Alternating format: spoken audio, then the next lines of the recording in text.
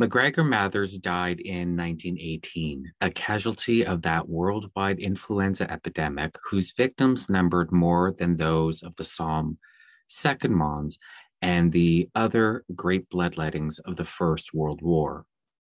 He was succeeded by his widow, Moina Mathers, who carried on the Alpha et Omega in cooperation with the now aging Brodie Ines. Alas, however, the mantle of Elijah did not descend on Mrs. Elijah, and Mrs. Mathers governed the order in an erratic and, at times, unintelligent manner. One of her more extraordinary actions is referred to by Regardie in his My Rosicrucian Adventure. She gave permission to the chief of an American temple to conduct a correspondence course, at the conclusion of which pupils were initiated by post in return for a fee of $10. Following this, there was a rapid mushrooming in the number of American temples, and while the number of genuine adepti grew less and less, there was a vast increase in the numbers of those who combined magical ineptitude with high-sounding titles and grades. Several initiates, disgusted by this unsatisfactory state of affairs, broke away and formed independent temples and groups which continued to teach the Golden Dawn system, although not usually in its entirety. Typical of these was the School of Ageless Wisdom, founded by Paul Foster Case and surviving to the present day as the builders of the Aditum Limited, which did not, for example, use the original Golden Dawn designs of the tarot cards, but instead adopted a modified version of the pack designed by A.E. Waite. Perhaps the major problem Mrs. Mathers had to face in the 20s was her relationship with the young psychic and occultist Violet Firth. The latter, who later married a Dr. Evans, but is best known by her pen name of Dion Fortune, was initiated as a neophyte of the Alpha et Omega in 1919. Although still young, she had been fascinated by the occult tradition for as long as she could remember, and while still in her teens, had developed marked mediumistic powers, which had caused some excitement in the small country town where she was living. At first, she was a member of what she referred to as the southern branch of the Scottish section of the order. In other words, an English temple operating under the general overlordship of Brodie Ines. But in 1920, she transferred to a London temple working directly under the rule of Mathers' widow. Mrs. Mathers, usually known to her fellow hermeticists as Vestigia, was impressed by the energy of the slim young girl, for Violet approached the magical arts with the same enthusiasm that she gave to the rest of her many and varied interests. These included the problem of purity, the psychology of the servant problem, and the soybean as an article of diet, on all of which subjects she was to write books within a short space of time. Dion Fortune, it is perhaps best to use the name by which she wished to be known, was impressed by the Golden Dawn teachings, but not by the way they were taught in the Alpha et Omega. She wrote, "Practical teaching from official sources was conspicuous by its absence, and unless one was lucky enough to have a personal friend among its members with the gift of exposition, one was left high and dry.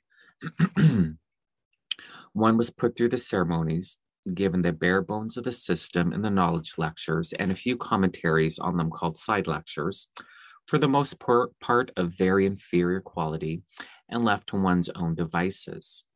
She felt that the order needed new blood, that it was manned mainly by widows and gray-bearded ancients, and she came to the conclusion that this end could best be achieved by organizing a public or semi-public society to act as an outer court to the Golden Dawn system, a sort of magically orientated theosophical society which would arrange public meetings, organize lectures, issue a magazine, etc.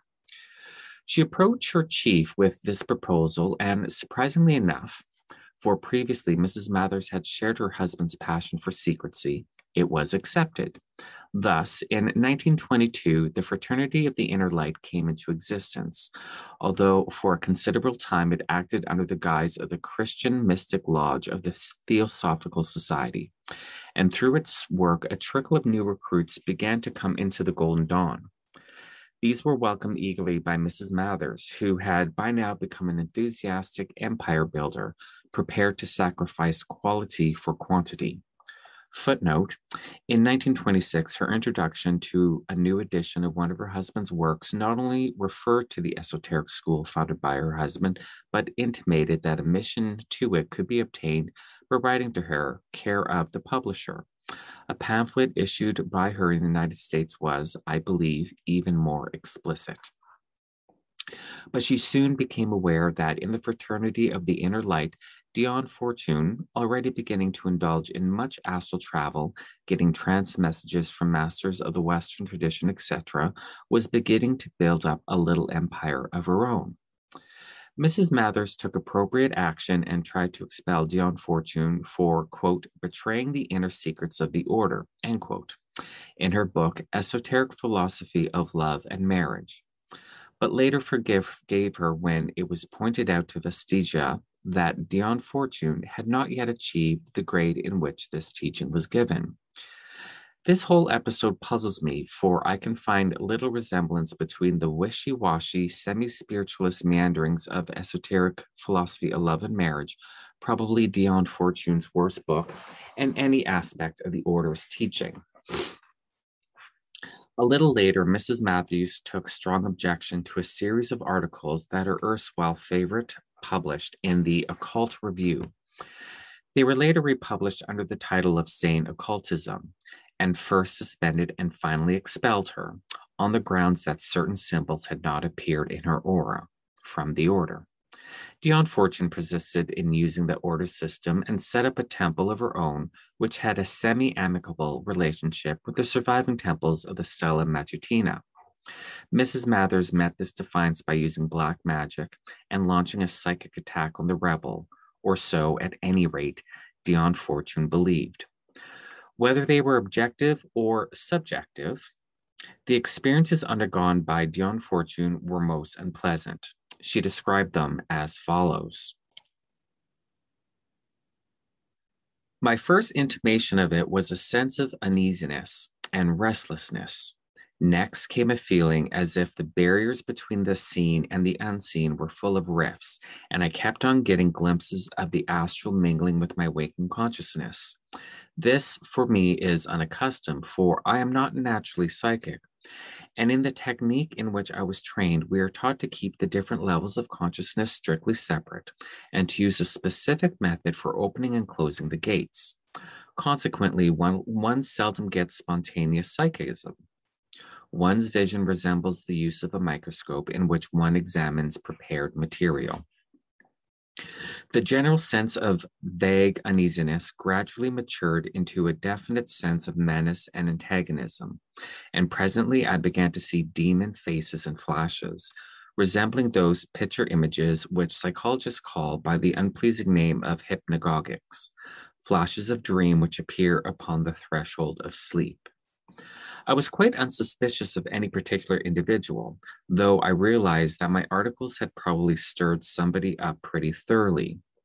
What was my surprise then to receive from a person who I looked upon as a friend and for whom I had the greatest respect, a letter which left me in no doubt whatever as to the source of the attack and what I might expect if any more articles were published. I can honestly say that until I received this letter, I had not the slightest suspicion that this person was implicated in the scandals I was attacking. I was in a somewhat difficult position. I had fired off a charge of shrapnel on general principles and had apparently bagged a number of my friends and associates and fluttered the dovecote generally. My position was rather complicated by the fact that I did not know nearly as much as they apparently suspected me of doing. I had, of course, known that these abuses existed sporadically about the occult field, as everybody in the movement knows. But to know in this vague way is one thing, and to put one's finger on specific cases is another. I had evidently blundered into something much more considerable than I had bargained for.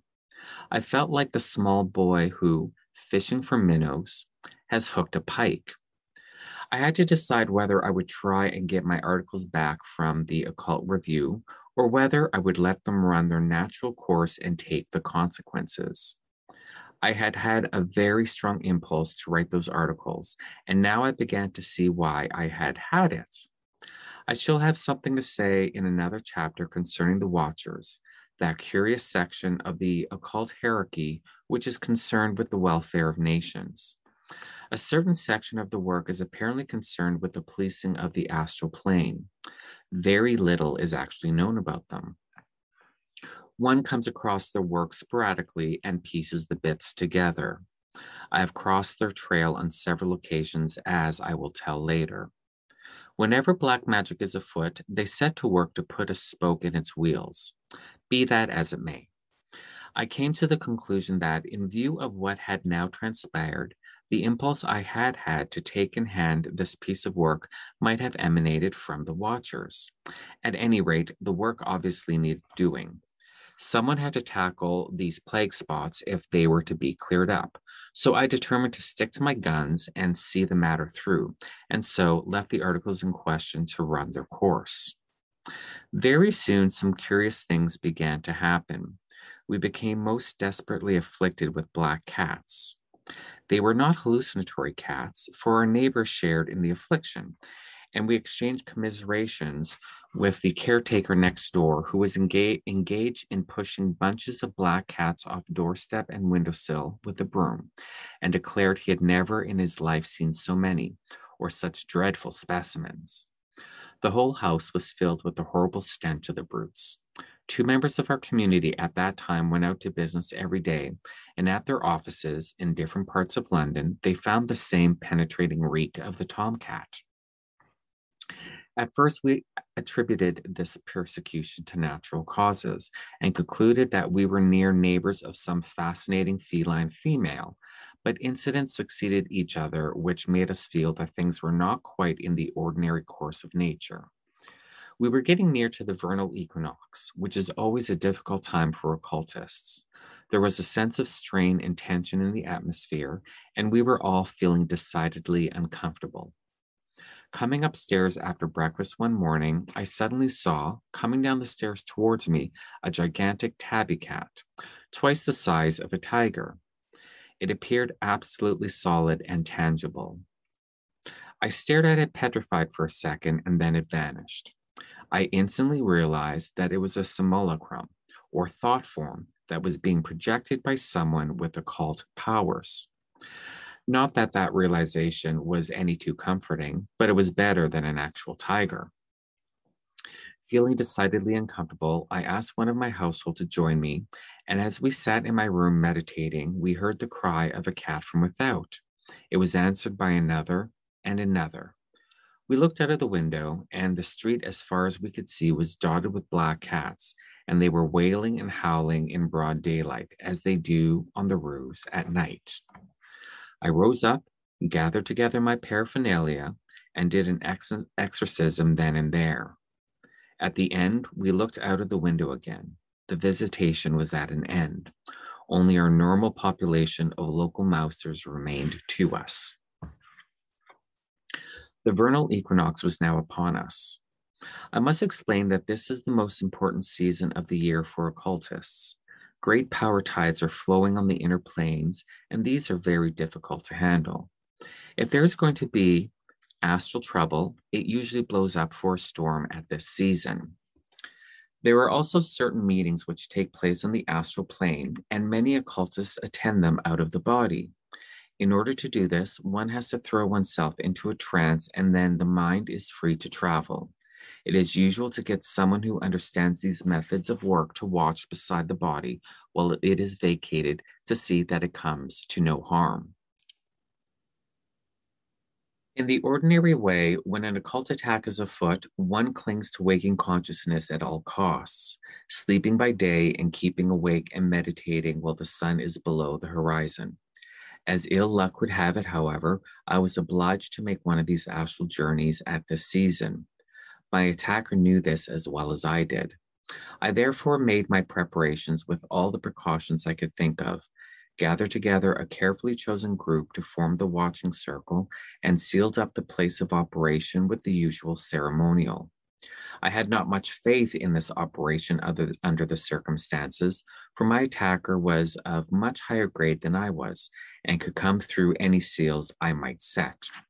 However, it afforded me protection against minor unpleasantness. The method of making these astral journeys is highly technical, and I cannot enter upon it here. In the language of psychology, it is auto-hypnosis by means of a symbol. The symbol acts as a door to the unseen. According to the symbol chosen will be the section of the unseen to which access is obtained. The trained initiate, therefore, does not wander on the astral like an uneasy ghost, but comes and goes by well-known corridors. My enemy's task was therefore not a difficult one, for she knew about the time I must make this journey and the symbol I must use in order to get out of the body. I was therefore prepared for opposition, though I did not know what form it would take.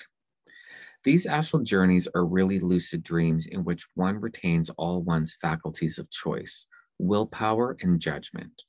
Mine always begin with a certain of the symbolic color through whose folds I pass. No sooner was I through the curtain on this occasion than I saw my enemy waiting for me, or, if another terminology is preferred, I began to dream about her. She appeared to me in the full robes of her grade, which were very magnificent, and barred my entry, telling me that by virtue of her authority, she forbade me to make use of these astral pathways.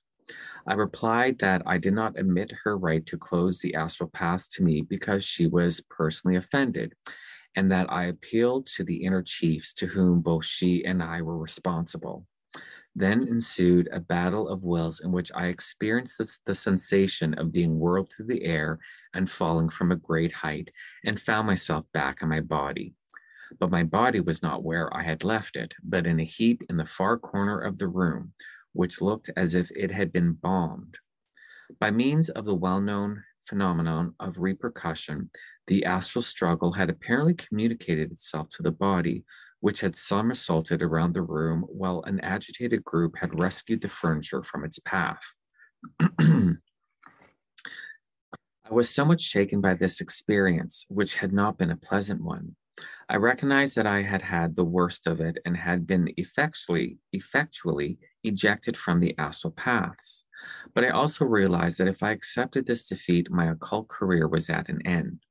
Just as a child who has been thrown by his pony must immediately get up and remount if he is ever to ride again, so I knew that at all costs I must make that astral journey if I were to retain my powers.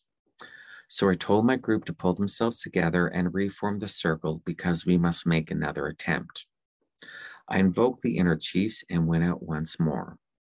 This time there was a short, sharp struggle, and I was through. I had the vision of the inner chiefs and returned. The fight was over. I have never had any trouble since. But when I took off my clothes in order to go to bed, my back felt very sore, and taking a hand glass, I examined it in the mirror, and I found that from neck to waist, I was scored with scratches as if I had been clawed by a gigantic cat. I told this story to some friends of mine, experienced occultists, who at one time had been closely associated with the person with whom I had had this trouble, and they told me that she was well known for these astral attacks, and that a friend of theirs, after a quarrel with her, had an exactly similar experience, and she too had been covered with claw marks. In her case, however, she had been ill for 6 months and had never touched occultism again. There's a footnote to this. It will be noted that in this quotation, Dion Fortune merely describes her opponent as, quote, a person I looked upon as a friend, unquote. But in her article, Ceremonial Magic Unveiled, in the Occult Review, January 1933, she clearly identifies this friend with Mrs. Mathers. Elsewhere, Dion Fortune actually accused Mrs. Mathers of the psychic murder of Miss Netta Fornario, a member of the Alpha et Omega, who had died in unusual and mysterious circumstances.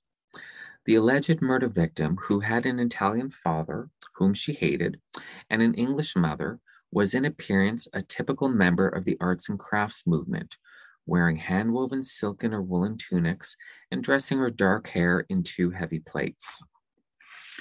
In the autumn of 1929, when she was about 35 years of age, she left her London home and traveled to the Holy Isle of Iona, situated off the western coast of Scotland, taking with her a large amount of luggage, which included packing cases containing sufficient furniture to fully equip a small house. Clearly, she intended to stay in Iona, intended her stay in Iona to be a lengthy one. For the moment, however, she boarded with Mrs. McRae, a native of the island, who fascinated her lodger with stories of mysterious happenings and the folklore of the Hebrides. Mrs. McRae was equally fascinated by her guest, whom she suspected of indulging in what she was later to call, quote, mystical practices, end quote. Her fascination turned to alarm, however, when Miss Fornario told her that she had recently undergone a trance lasting a full week and thought that there was a strong possibility that she might again undergo such a trance in the near future. Under no circumstances, added Miss Fornario, was Mrs. McRae to call a physician. One Sunday morning, some 2 months after she had arrived on Iona, Miss Fornario got up very early, a marked break in her routine, for normally she lay in bed until 11. She seemed to be in a panic-stricken state and told her landlady that she had to make an immediate departure for London. She added that certain people were affecting her telepathically and went on to talk in a disjointed way of a rudderless boat that went across the sky and messages she had received from other worlds. Mrs. McRae was disturbed by this, and her Highland superstitions were amused by the fact that overnight, Miss Fornario's silver jewelry had turned completely black. Footnote: it would be interesting to know whether Miss Fornario was a vegetarian, and if so, whether eggs formed a considerable part of her diet. My friend Gillian Dutfield, expert on modern gold and silver jewelry and owner of those two delightful browsing places called Craft Gallery, tells me that she has known vegetarians whose sweat contains a high percentage of sulfur compounds derived from eggs, that silver jewelry would turn black on them within half an hour of it being donned. At that time, it was impossible to get a boat to Mull on a Sunday. It is not particularly easy today, and Miss Fornario spent the day packing her belongings. Suddenly, she changed her mind. She retired to her room for a short time and then came out with what was later described as, quote, a calm look of resignation on her face, end quote, telling her hostess that she had decided to cancel her departure and would now remain indefinitely on Iona. On the following morning, Miss Fornario was missing from her room. At first, Mrs. McRae was not unduly alarmed and thought that her guest was simply taking an early walk along the beach. But as the day wore on, her fears were aroused and a search was made of the nearby moors and beach. Some 2.5 miles from the cottage were the remains of an ancient village in which Miss Fornario had displayed a strong interest. She had never visited it, however, for access was difficult, the site being surrounded by rocks on 3 sides and by moor and peat bog on the other. It was within half a mile of this village that, on the Tuesday, her dead body was found. Except for the black cloak of the heiress, an important officer in the Golden Dawn Temple, the body was naked. Round its neck was a black and silver chain. In its hand was a large steel knife. The soles of its feet were torn and had bled heavily, although the heels were intact. Clearly, Miss Fornario had ran for a considerable distance before she had come to her stopping place and cut into the turf the large cross on which, so the examining physician said, she had met her death by heart failure. The Occult Review, January 1930, briefly reported the death as follows. The mysterious death of a student of occultism, Miss Anne Fornario, is receiving the attention of the authorities at the present time. Miss Fornario was found lying nude on the bleak hillside in the lonely Isle of Iona. Round her neck was a cross secured by a silver chain, and near at hand lay a large knife which had been used to cut a large cross in the turf. On this cross her body was lying. A resident of London, Miss Fornario seems to have made her way to Iona for some purpose connected with occultism. One of the servants at her house in London stated that a letter had been received saying she had a, quote, terrible case of healing on, end quote. One newspaper report alludes to mysterious stories on the island about blue lights having been seen in the vicinity of where her body was found, and there is also a story of a cloaked man. Occultists, no less than the general public, will await with interest any disclosures that may be forthcoming concerning this occurrence. I think it's certain that either Miss Fornario was the victim of some sort of magical attack or, and most people will believe this to be the more probable explanation, was suffering from an acute attack of schizophrenia and believed herself subjected to such an attack.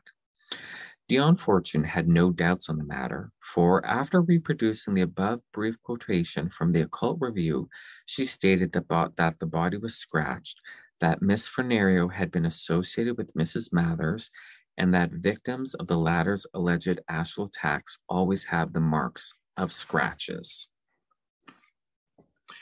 Now, what Francis King in this chapter neglects to mention, and what Dion Fortune also neglects to mention, is that